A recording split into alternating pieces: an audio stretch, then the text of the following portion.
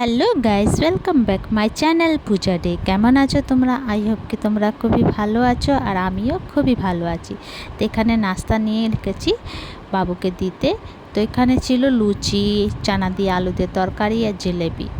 আর এখানে দেখো আবার দিনের জন্য লাঞ্চ বানাতে চলে আসলাম। তাই এখানে নিলাম পটল। তা আজকে বানাবো অনেক স্বাদিষ্ট পটল ভরোয়া রেসিপি। তো এখানে দেখো একটু বড় বড় সাইজের পটল নিয়েছিলাম, আর চারোদিক দিয়ে ভালো করে ছিলে নেব। আর এই যে সাইডেটা কেটে ফেলে দেব, তারপরে ভালো করে ধুয়ে নেব। তো এই যে দেখো এইভাবে এই যে মধ্যে দিয়ে চিরা লাগিয়ে দেব। চিরা লাগিয়ে এই যে সমস্ত বিচিগুলি বার করে এক সাইডে রাখবো, আমি ফেলবো না। তো এইভাবে সমস্ত আমি পটলটাকে করে নেব, করে তারপর ভালো করে ধুয়ে নেব। ধুয়ে রেখে দিয়েছিলাম। তারপরে এখানে দেখো কড়াই বসিয়ে দিয়েছি। কড়াইয়ের মধ্যে দিয়ে দেবো সর্ষের তেল। সর্ষের তেলটা একটু গরম হয়ে গেলে দিয়ে দেবো সর্ষে আর জিরে ফোড়ন। তো জিরে আর সর্ষেটা পুড়ে গেলে দিয়ে দেবো এর মধ্যে একটা পেঁয়াজ কুচি কুচি কেটেছিলাম। পেঁয়াজটাকে লাল লাল করে ফ্রাই করতে আছে। তো এই যে দেখো লাল লাল ফ্রাই হয়ে গেছে।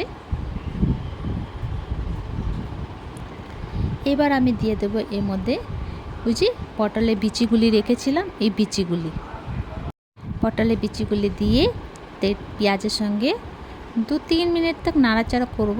তারপরে দিয়ে দেবো কিছুটা শুকনো মশলা, জিরে পাউডার, ধনে পাউডার, হলুদ গুঁড়ো, স্বাদ অনুসার নুন, লঙ্কা গুঁড়ো, চাট মশলা, 1 চামচের মতন বেসন, আদা রসুন পেস্ট।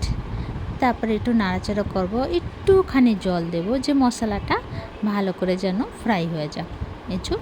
একটুখানি জল দিয়ে ভালো করে ফ্রাই করতে আছে। তো এখানে দেখো মশলা আমার ভালো করে ফ্রাই হয়ে গেছে। এবার তুলে নেব। এই যে রেডি মশলা। তো এই যে তুলে নিলাম। তারপরে এই যে পটলটাকে নেব। পটলটাকে নিয়ে ওই মশলাটা যে চিরা লাগিয়েছিলাম ও ভিতরে ভরতে আছে। তা তোমাদের হাত দিয়ে সুবিধা হলে হাত দিয়ে ভরো, চামচ দিয়ে সুবিধা হলে চামচ দিয়ে ভরতে পারো।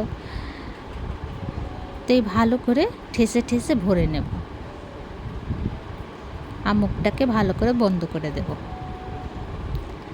তো এই যে দেখো এইভাবে ভরে নেব, আর মুখটাকে এইভাবে বন্ধ করে দেব। তো এইভাবে সমস্ত আমি বানিয়ে নেব, ভিতরে ভরে রেডি করে নেব। এই ভরোয়ার সঙ্গে ভাত এত ভালো লাগে খেতে, খুব ভালো লাগে খেতে, মানে ডাল টাল কিচ্ছু লাগে না।